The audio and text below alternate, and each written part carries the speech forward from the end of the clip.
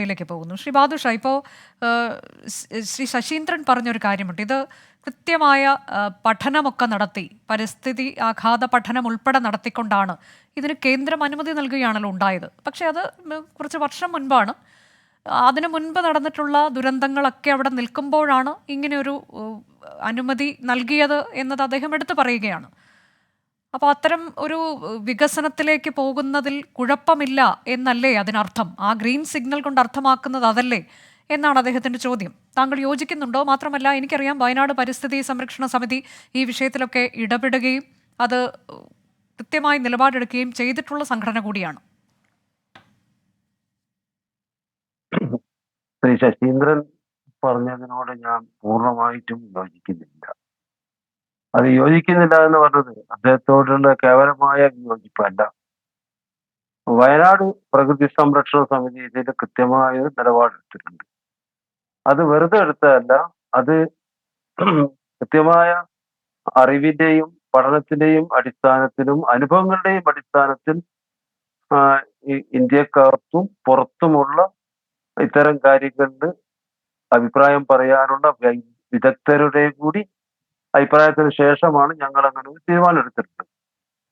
ഒന്നാമതായി ശ്രീ മരക്കാരും സഖാവ് ശശീന്ദ്രനും പറഞ്ഞതുപോലെ ഇത് വളരെയധികം പരിസ്ഥിതി പ്രാധാന്യമുള്ള ഒരു മലനിരകളുടെ ഒരു ഭാഗമാണ്. അതിന്റെ ഒരു ഹെർട്ട്ലാൻഡ് എന്ന് വേണേ നമുക്ക് പറയാം.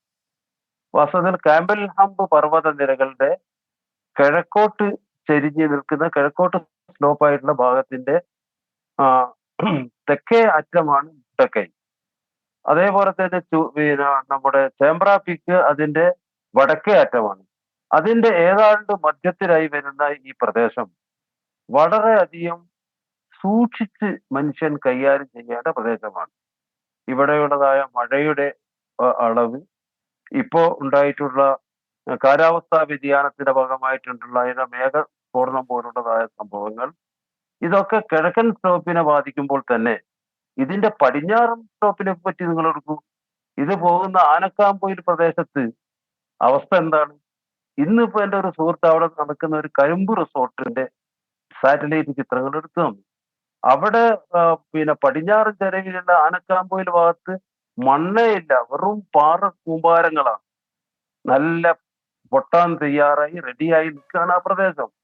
അപ്പൊ ഇങ്ങനെയുള്ളതായ സെൻസിറ്റീവ് ആയിട്ടുള്ളതായ പ്രദേശത്ത് കൂടി ഇങ്ങനെ ഒരു തുരങ്കപാത പോകുന്നത് അത്ര അനിവാര്യമായ ഒരു വികസന പ്രവർത്തനമല്ല. ഇതൊരു വികസന പ്രവർത്തനമാണ് എന്നുള്ള വാദത്തെ തന്നെ ഞാൻ ഖണ്ഡിക്കാൻ ആഗ്രഹിക്കുന്നത്.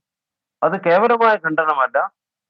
ഇതിനു മുമ്പ് അല്ല, അതെന്തുകൊണ്ടാണ് ശ്രീ ബാദുഷ ഇപ്പോൾ ഇത് വികസന പ്രവർത്തനത്തിന് ആക്കം കൂട്ടുന്നതല്ല എന്ന് താങ്കൾ പറയുന്നത് എന്തുകൊണ്ടാണ്? മറ്റൊന്ന്, അവിടുത്തെ ജനങ്ങളുടെ ബുദ്ധിമുട്ട്, യാത്രാ ബുദ്ധിമുട്ട് പരിഹരിക്കാൻ താമരശ്ശേരി ചുരത്തിന് ബദലായുള്ളത് ഈ കോഴിക്കോട് വയനാടിനെ ബന്ധിപ്പിക്കുന്നത്, കൂടാതെ മലപ്പുറത്തെയും വയനാടിനെ ആയി വളരെ വേഗം ബന്ധിപ്പിക്കുന്നു. കൂടാതെ ദൂരം കുറയ്ക്കുന്ന തരത്തിലേക്ക് ആനക്കാംപൊയിൽ മേപ്പാടി ദൂരം 42 നിന്ന് 20 കിലോമീറ്റർ താഴെയായി കുറയ്ക്കും. കൊച്ചി ബംഗളൂരു ദൂരം കുറയ്ക്കും. കൂടാതെ സാമ്പത്തിക വളർച്ച, വികസനം, ടൂറിസം, ഇങ്ങനെ കുറേയുണ്ട്. മൈസൂരു ബംഗളൂരുവുമൊക്കെയായി കൂടുതൽ ഒരു ബിസിനസ് ബന്ധം സ്ഥാപിക്കാനൊക്കെ പറ്റും. ചരക്ക് ഗതാഗതം സുഗമമാക്കും കർണാടകയിൽ നിന്ന്. കൂടാതെ നമ്മൾ നേരത്തെ പറഞ്ഞ പോലെ വ്യാവസായികം, ടൂറിസം, ഇങ്ങനെ കുറേ സാധ്യതകൾ. ജനങ്ങളുടെ ബുദ്ധിമുട്ടുകൾ, ജനങ്ങൾ ഈ ആശുപത്രിയിലേക്കും ഒക്കെ പോകുന്ന ഈ വയനാട് താമരശ്ശേരി ചുരം എന്നുള്ളത് എൻ്റെ നിലവിലുള്ള ബുദ്ധിമുട്ടുകൾ ഞങ്ങൾ തന്നെ പലപ്പോഴും വാർത്തയിലൊക്കെ പല ദിവസങ്ങളിലും കൊടുക്കാറുണ്ട്. രൂക്ഷമായ ഗതാഗത തടസ്സം. അതിന് എന്തെങ്കിലുമൊക്കെ ഒരു അപകടമുണ്ടായാൽ, മണ്ണിടിച്ചിലുണ്ടായാൽ, കനത്ത മഴ പെയ്താൽ ഇതൊക്കെ ജനങ്ങൾക്ക് ബുദ്ധിമുട്ടാകുന്നു. അപ്പോൾ അതൊക്കെ ഒഴിവായി ഒരു വികസനം എന്നൊരു കാഴ്ചപ്പാട് കൂടി നമുക്ക് വേണ്ടതല്ലേ? അപ്പോൾ അത് എന്തുകൊണ്ടാണ് ഇത് വികസനത്തിന് വഴിവെക്കുന്നതാണ്, അല്ലെങ്കിൽ ജനങ്ങൾക്ക് അങ്ങനെ ഗുണമുണ്ടാക്കുന്നതാണ് എന്ന് പറയുമ്പോൾ താങ്കൾ അതിനെ എതിർക്കുന്നത് എന്തുകൊണ്ടാണ് ശ്രീ ബാദുഷ?